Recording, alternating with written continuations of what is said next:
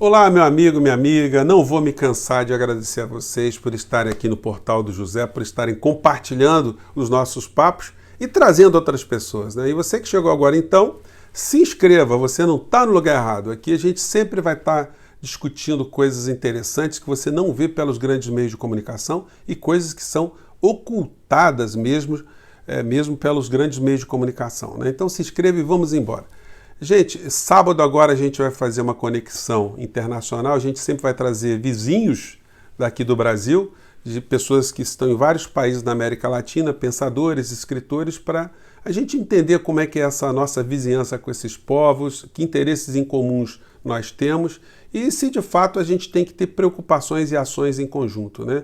Estamos criando aqui uma rede de comunicação paralela aos grandes meios de comunicação, eu acho que esse troço vai dar mó pé.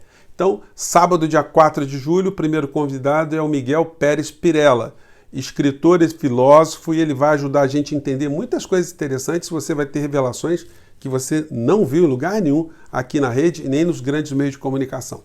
Vamos em frente.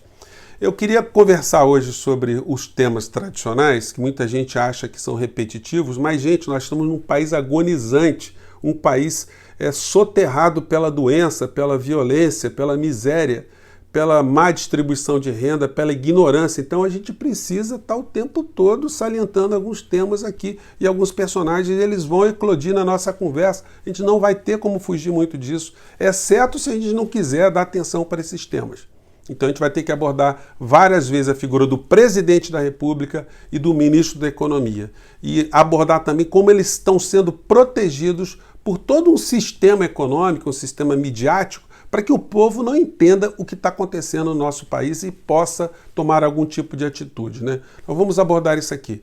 Eu queria começar primeiro com o ministro Decotelli, que está voltando ao noticiário, porque ele reclamou de ter sido vítima de uma lupa racista, né? Ele foi, de fato, observado nos seus mínimos detalhes pela grande imprensa, pelas pessoas que foram vasculhar a vida desse cidadão de todas as formas. E o mesmo tipo de comportamento não foi feito em relação a Damares, que mentiu no currículo dela, o Weintraub, que mentiu no currículo dele, o Vélez, que mentiu no currículo dele. Quem mais que mentiu? Tem uma porção de gente que mentiu no governo, o Eduardo Salles, o Weintraub, o Vélez e a Damares. Ponto. E não foi feito o mesmo tipo de lupa sobre essas figuras. Sobre esse aspecto, o registro tem que ser feito e tem que ser chamado muita atenção. Mas em relação a aspectos ideológicos de alguém que aceita trabalhar no governo de um genocida, realmente ele não deve ter perdão algum. Ele e nenhuma pessoa que está nesse governo, porque todos entrarão para a história do nosso país como pessoas que foram cúmplices de um grande genocídio que serviu para cobertar outro genocídio que está sendo feito. Esse é a economia, o bem-estar e a soberania do povo brasileiro, se é que dá para a gente usar essa expressão, né?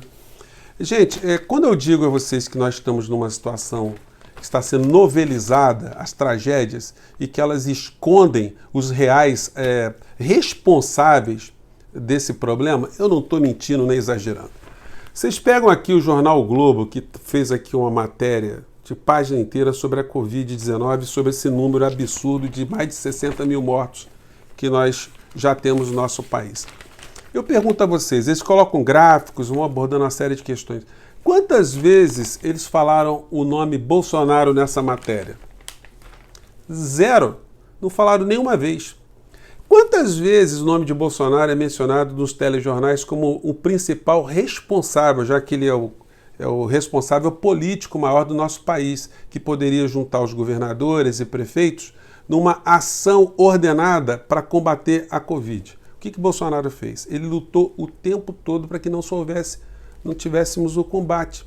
Ele foi o tempo todo contra o isolamento, ele ficou o tempo todo incentivando aglomerações, ele ficou o tempo todo minimizando a pandemia, num país que já vinha mal economicamente.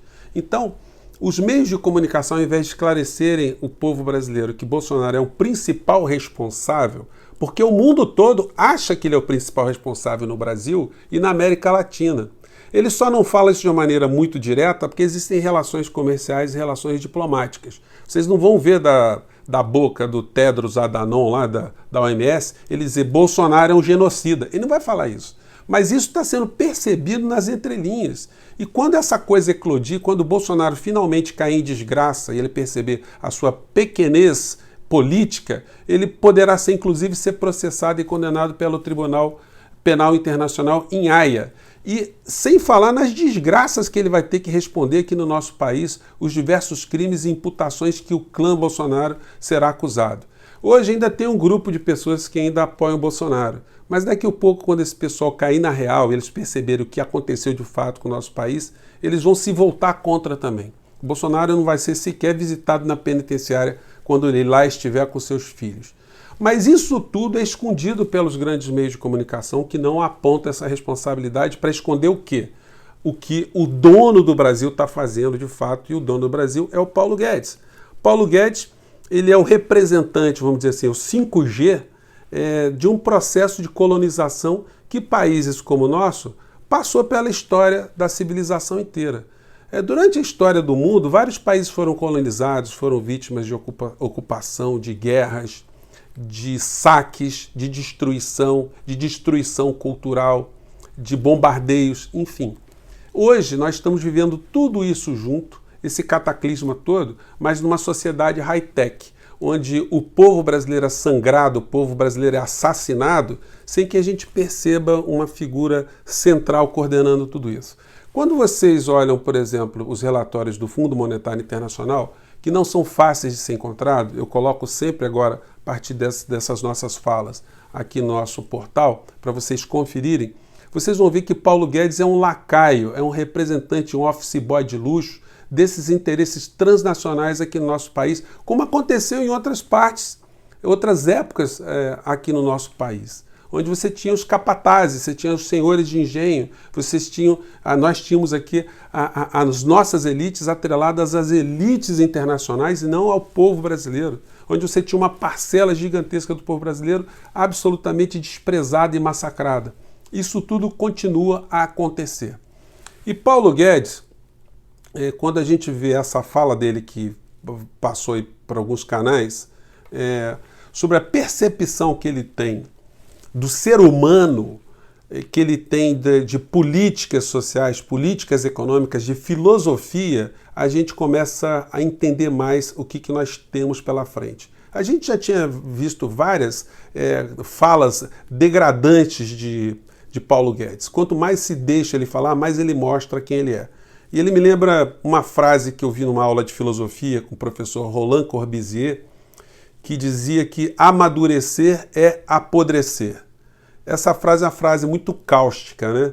Ela tem a ver com a fruta. Quanto mais a fruta vai ficando madura, mais é o paradoxo que ela está chegando perto do seu fim. No caso de Guedes, quanto mais a pessoa amadurece, mais ela está demonstrando a sua degradação moral, a sua degradação enquanto ser humano.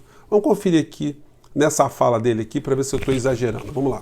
Você se torna um liberal ao longo de muitas décadas. Fazer um socialista leva 5 minutos. Porque ter um bom coração, querer ajudar os outros, isso está nas grandes religiões, isso está na solidariedade, na fraternidade. Gente, qual é o problema que Guedes vê em um ser humano ser isso tudo que ele falou? Em ser solidário, ser fraterno, ser uma pessoa boa. Qual o problema das religiões pregarem a paz, o amor ao próximo, a caridade? Qual é o problema do ser humano ser assim ao longo da sua vida inteira? Mas para Paulo Guedes, isso é uma fase infantil, porque o homem de verdade é um homem cruel, é o homem que tem o desamor, é o homem que pisa sobre outro homem, é o homem que está preocupado apenas consigo próprio, né? Vamos conferir aqui. Nascemos assim. O liberalismo já é uma coisa intelectualmente mais sofisticada. Você tem que compreender que, às vezes, você precisa justamente reforçar a liberdade pessoal de empreender, a liberdade de ter uma opinião diferente da tribo, para você inovar. Então é uma coisa mais difícil, né? Então você não pode ser solidário, não pode ser preocupado com o próximo, e desculpa aqui, gente, nosso programa não é editado, né? Você não pode ter valores humanos, né, e trabalhar, empreender, você não pode ter nada disso. Você, para ser um Paulo Guedes, você tem que negar a sua juventude, negar o que de melhor tem dentro de si para você virar um crápula, você virar um monstro. E essas pessoas que defendem esse liberalismo guediano, eu já mostrei outras falas dele aqui, não vou sublinhar mais isso, né? Essas pessoas, elas têm uma grande ignorância sobre o que vem a ser o liberalismo, né? O próprio Paulo Guedes, quando ele cita muito um pensador chamado John Locke, que a gente encontra aqui fragmentos nesse livro aqui do professor Reinaldo Dias, de Ciência Política, que é um livro muito interessante, as pessoas não se dão conta que o John Locke era um escravocrata. Ele preconizava um liberalismo, mas para os seus. Porque qual era a preocupação de uma pessoa que se colocava como liberal na época do John Locke? É porque você não tinha um sistema democrático em lugar nenhum do mundo. A democracia, do ponto de vista que a gente conhece hoje, não tinha sido inventado. O sistema era absolutista. O rei ele era dono do poder executivo, legislativo e judiciário. O rei mandava prender, mandava decapitar, mandava ser morto na fogueira, ele encampava terras, ele declarava guerra, ele declarava paz, ele tomava bens. Enfim, ele era dono de tudo. Então, quando alguém se insurgiu contra essas ideias absolutistas, as ideias eram libertárias, eram ideias liberais. E John Locke ele preconizava ali que o homem tivesse direito à vida, porque a vida podia ser tomada pelo rei a qualquer tempo, a liberdade, porque podia ser tomada pelo rei, e a propriedade. Quando ele defendia o direito à propriedade, ele defendia a propriedade de alguém que poderia pegar alguma coisa da natureza, transformar aquela coisa para ficar com ela para si. Então ele teria direito do fruto do seu trabalho. Claro que isso para as pessoas que estavam inseridas nesse contexto. Aos escravos, nada. John Locke defendia que uma vez escravo, sempre escravo. Essas pessoas não tinham direito a absolutamente nada, nem à vida, nem à liberdade e nem à propriedade. O que acontece hoje na cabeça desses liberais 5G de quinta categoria aqui no nosso país? Eles defendem uma liberdade, mas para essas pessoas que eles conseguem enxergar do meio deles, da própria elite. Eles não conseguem colocar essa fórmula a favor desses milhões de brasileiros discriminados, desses milhões de brasileiros que não têm direito a essa vida digna, não têm uma liberdade digna e não têm propriedade alguma. Para essas pessoas, simplesmente esses pensadores liberais viram as costas. Para essas pessoas, eles não têm solução. Mais do que isso, para essas pessoas que já não têm nada, eles querem ainda menos Estado. O que Guedes quer nessa visão John Lockeana, escravocrata para os tempos de hoje no Brasil, é que as pessoas tenham menos educação, menos investimento em educação, menos investimento em saúde, menos investimento no rendimento do trabalho, cada vez mais precarização na vida das pessoas que já não têm mais nada.